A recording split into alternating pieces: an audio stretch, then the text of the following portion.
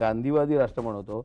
वेदात आणि गौतम बुद्धाच्या काळात आपण सगळे अहिंसेचा संस्कार घेतलेले मानतो आणि फाशीच्या शिक्षेला तुम्ही विरोध केला म्हटल्यावर तुम्हाला एकदम कडाडून मला विरोध सुरू फाशी झाला. द्यायला निघाले तुम्ही. हा, तुम्हालाच फाशी द्यायला असे आली होती पत्र. हो, हो. म्हणजे वर्तमानपत्रात मी नोकरी करतो, आहे. यांनाच फाशी द्यायला हवी अशी पत्र आली होती.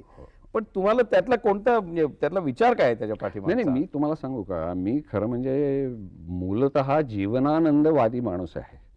मला कोणत्याही वैचारिक भूमिका ज्या माझ्या आलेल्या आहेत ना, त्या माझ्या जीवनानंदवादातून आलेल्या आहेत, की माझं जीवन हा एक अपघातानं मला मिळालेला भाग आहे. तो जोपर्यंत माझ्या वाट्याला आलेला आहे तोपर्यंत जीवनात जास्तीत जास्त आनंद, जास्तीत जास्त सुख, जास्तीत जास्त सौंदर्य कसं निर्माण करता येईल हे मला पाहायचं आहे. मला परलोकावरती माझा विश्वास नाही, आत्म्यावर माझा विश्वास नाही, परमेश्वरावर माझा विश्वास नाही, पुनर्जन्मावर माझा विश्वास नाही. मग माझा जीवनानंदवाद मला असं सांगतो की तुला जर आनंद निर्माण करायचा असेल तर तो भोवतालच्या दुःखाचा नाश करत करतच निर्माण केला पाहिजे. किंवा तुला जर सौंदर्य निर्माण करायचं असेल तर भोवतालच्या कुरूपतेचा नाश करत करतच ते सौंदर्य निर्माण केलं पाहिजे.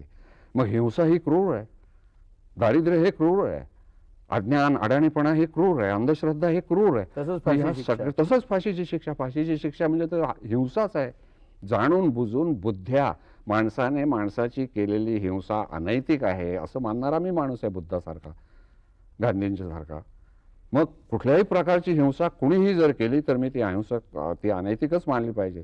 ज्या अर्थानं युद्ध हे अनैतिक आहे असं मी म्हणतो, त्याच अर्थानं फाशीची शिक्षा ही अनैतिक आहे. तुमच्या म्हणण्याप्रमाणे न्यायाधीश ज्या वेळेला ते सही करून ते पेन मोडतो त्यावेळेला तोही एक खुनालाच एक प्रकारे तो खूनच करायला सांगत असतो ना. आणि तो तर अगदी बुद्धी म्हणजे काय म्हणतात, आपल्याकडे अक्कल हुशारीने आणि नशा पाणी न करता असा जो एक लिगल त्याच्यामध्ये शब्द आहे ना, तसा तो करत असतो.